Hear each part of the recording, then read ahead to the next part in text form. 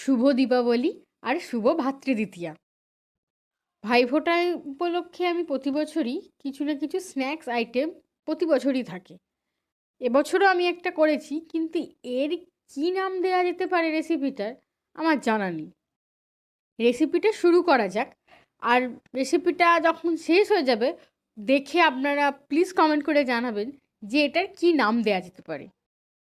আমি এখানে 250 চিকেন নিয়েছি, ছোট ছোট করে, একদম কিমাও নয় আর একদম বড় বড় পিসও নয়, মাঝামাঝি।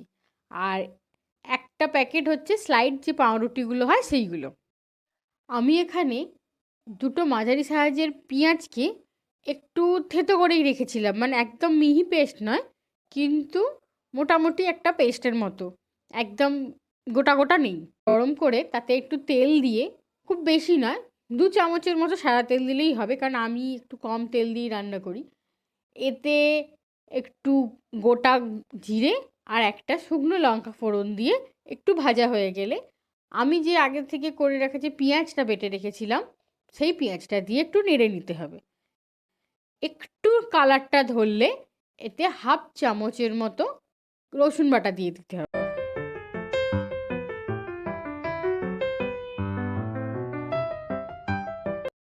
রসুনটা যখন কষা হয়ে যাবে বা কাঁচা গন্ধটা চলে যাবে, তখন আমি এখানে একটা বড় সাইজের টমেটো দিয়ে দিয়েছিলাম, আর তাতে একটু নুন দিয়ে দিয়েছি। এবার তাকে ভালো করে নেড়েছি, আর জল দিয়ে দিয়ে তাকে আমি আগে পেস্ট করে নিয়েছি, মানে পেস্ট বলতে একটু নরম করে নিয়েছি। আপনারা চাইলে এখানে গোটা টমেটো বা এরকম স্লাইড টমেটো নাও দিতে পারেন, আপনারা চাইলে একটু পেস্ট করেও দিতে পারেন, সেটা আপনাদের মতো। যখন নরম হয়ে যাবে তখন এতে 1/2 চামচ দিয়ে দিয়েছি আদা বাটা।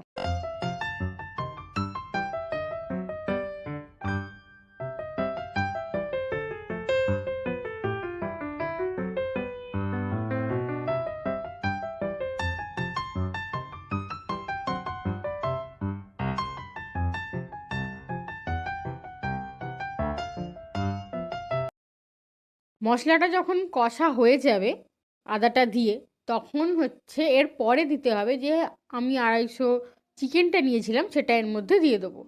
একটু নাড়া হবে, মানে ওইটার যে একদম নাড়াটা হয়ে গেলে, মানে কি বলবো, গায়ে যখন আঁচটা খেয়ে যাবে, তখন এর মধ্যে 1 চামচ হলুদ গুঁড়ো, 1 চা চামচ জিরের গুঁড়ো, আর 1 চা চামচ লঙ্কার গুঁড়ো দিয়ে ভালো করে ওটাকে কষাতে থাকুন। ওতে একটু একটু করে জল দিয়ে কষতে থাকুন যাতে হলুদটা না পুড়ে যায়।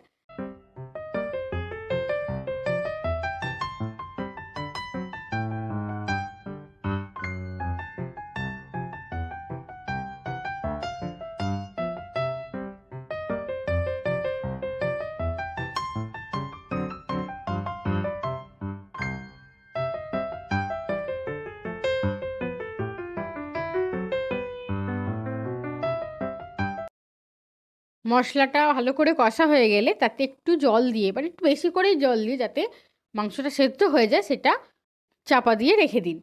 এর মাঝখানে একটু নুন আর একটু চিনি টেস্ট করে নেবেন, আর একটু চিনি দিয়েও দেবেন টেস্টের জন্য।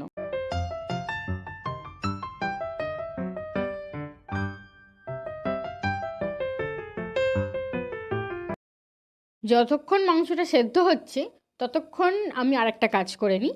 সেটা হচ্ছে, এখানে যে পাউরুটিগুলো আমি নিয়েছিলাম সেগুলোকে আমি বেলনে করে, মানে যেমন যেটা আপনারা হচ্ছে আটা, মানে রুটি করেন সেগুলোতে করে আমি ভালো করে চিপে চিপে তাকে মানে একদম পাতলা করে নিয়েছি, যেগুলো দেখতে পাচ্ছেন।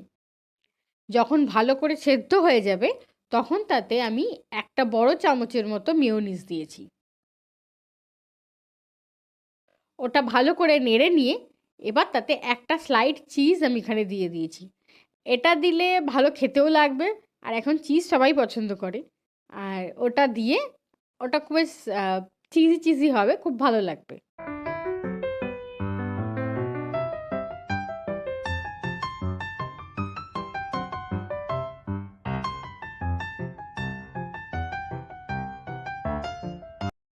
এবার এই জিনিসটা হয়ে গেলে মশলাটা, তাটা আলাদা করে ঠান্ডা করে রেখে দিন। এবার একটা একটা করে, একটা একটা পিঠে হচ্ছে মশলাটা দিয়ে, আর একটা অন্য একটা পাউরুটি নিয়ে ভালো করে মুখটা এঁটে নিন।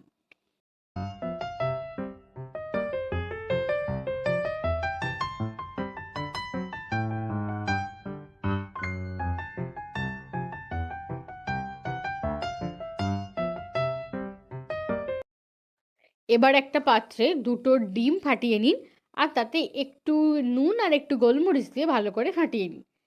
এবার যে পাউরুটির পিসগুলো আমরা রেডি করেছিলাম সেগুলোকে একটা একটা করে কোট করুন, আর ব্রেড ক্রাম্বসে ওইগুলোকে হালকা হালকা করে কোট করে নিন। আলাদা আলাদা করে সব কটা কোট হয়ে গেলে আমরা এটা আলাদা করে রেখে দিয়েছিলাম। এটা আমি করেছিলাম যেহেতু ভাইফোঁটার আগের দিন রাত্রিবেলা, তাই এটা করে ফ্রিজে রেখে দিয়েছিলাম। আর পরের দিন ভাইফোঁটা হওয়ায় আমি সকালবেলা সবাইকে ফোঁটা দেওয়া থাকে, প্লাস হচ্ছে আমার দাদাদেরকে সবাইকে উঠতে বলা হয় ঘুম থেকে, তারপর রেডি হয়ে বসতে হয়, তাই আমার ভাজার যে ভিডিওটা ওটা আর করা হয়নি। এগুলো এদিকের অ্যারেঞ্জমেন্টগুলো আমি করছিলাম, আর এদিকে মা ওটা ভেজে নিয়েছিল। ভাজা হয়ে যাওয়ার পর কীরকম দেখতে হচ্ছে সেটা আমি আপনাদের দেখাতে পারবো।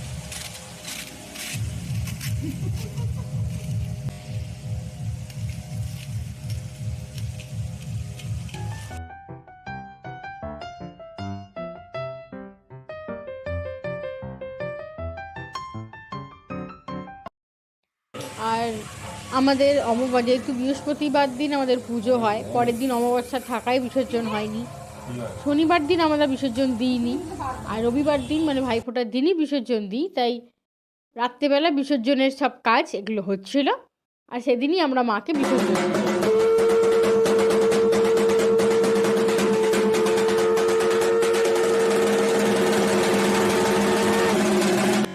আমার রেসিপিগুলো যদি আপনাদের ভালো লেগে থাকে তাহলে অবশ্যই আমাকে জানাবেন, আর লাইক, শেয়ার অ্যান্ড সাবস্ক্রাইব করে দেবেন। আর তার সাথে আমাকে জানিয়েও যাবেন যে এই রেসিপিটার কী নাম দেওয়া যেতে পারে। ভালো থাকবেন, সুস্থ থাকবেন।